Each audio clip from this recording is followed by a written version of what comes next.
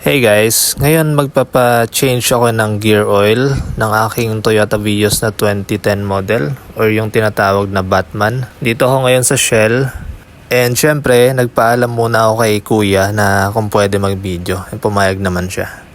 Bali dyan, yung drain bolt yung tinatanggal niya. So bali naluwagan niya na yan, yung malaking bolt na yon. So bali ang size is 24mm. Ito yung ginamit niyang tool. Ayan, open rin siya, 24mm. So bali, naluwagan niya na rin yung sa bolt ng refill. Pero hindi niya pa totally tinatanggal. Bali, pansin nyo dyan, unti-unti lang tumutulo yung gear oil, no? And then pag unti-unti niya ring tinatanggal yung bolt ng refill, ayan, mas lumalakas yung daloy ng gear oil. So magandang practice din yun para hindi bumulwak, para hindi makalat masyado. Bali, dito banda yung bolt ng refill. Ayan. So, same size lang. 24mm din yan. So, unti-unti niya lang niluluwagan para hindi bumulwak yung gear oil na nagdi-drain. Bali, mas lapitan natin para mas makita niya mabuti. Hanap lang ako magandang angulo.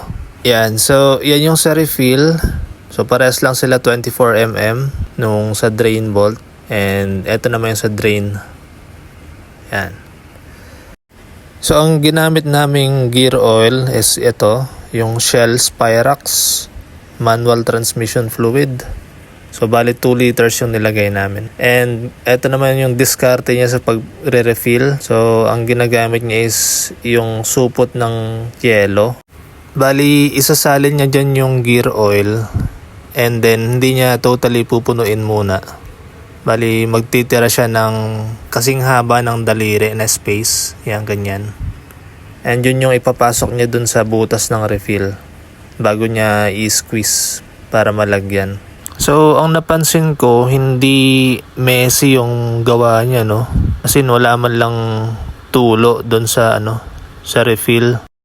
Ayan. Tapos, mga ilang ulit mo lang gagawin yan hanggang sa maubos mo yung 2 liters. So, hindi na siya gumamit ng embudo. And para sa akin, smooth naman yung diskarte ni kuya. Okay naman yan.